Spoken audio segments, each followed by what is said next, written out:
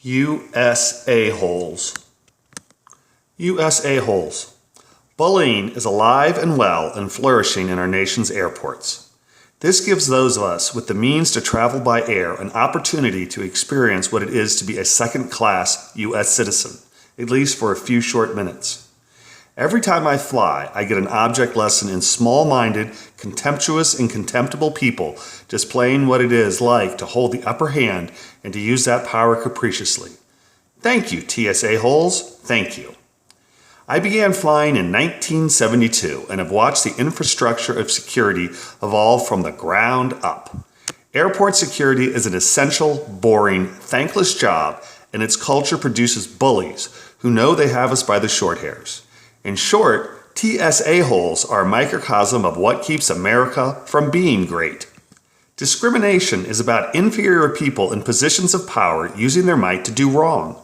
The TSA employs nearly 58,000 cop wannabes, many sporting the de rigueur skin-headed coiffure of law enforcement, who have a difficult job.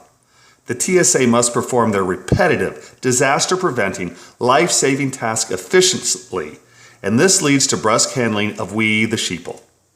TSA brusqueness is inevitable, but it's TSA bullying that I'm calling out. TSA-Holes bully without need because they know that they have power and passengers do not, that they have the upper hand and we sheeple must kowtow if we are to enter unto the promised land.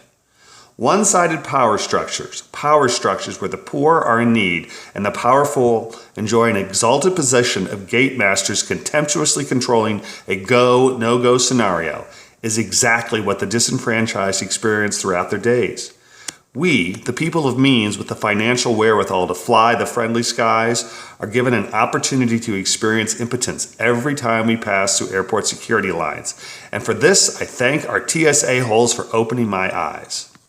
Treating airline passengers as cattle is a financial necessity. Queuing us in snaking, open-ended pens, drug, bomb, or gunpowder detecting dogs sniffing at our heels and bags as we plod forward is an efficient, economical way to clear the entire population of our fourth largest city through airport security on a daily basis. 1 3/4 million people is a lot of sheeple to move, and brusqueness is a byproduct of cheap mass production, especially federally mandated cheap mass production. I get brusqueness. I understand that chit-chat and smiles is not the province of TSA-Holes. What I don't get is snark for the sake of snark and contempt for the customers whose job it is to keep safe. Hey, TSA-Holes, we're the very reason you have jobs. Sneering is not a necessity when repeating the same line time after time. Sorry that you have an important but boring as hell job, but perhaps you could entertain yourselves in ways that don't revolve around humiliating people who are unfamiliar with your routine. You might even stop using that vocal inflection that tells us exactly what you think of yourselves whenever you're forced to speak to the sheeple. No? Exactly the problem. TSA-Holes know they have power. They can make us miss our flights, they can have us arrested. Hell, they can use physical violence if in their minds the situation warrants it.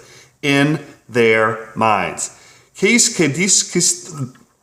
custodiet ipsos custodes? Who shall guard the self-same guardians? My economic position, my skin color, and my outward appearance of conformity greatly insulates me from the raw, hot-wired world of ubiquitous, blatant discrimination. But every once in a while, I get a hearty helping of USA-Hole. Thanks, TSA-Holes, for reminding me what it's like for far too many. Where's Peter Parker's Uncle Ben when we need him?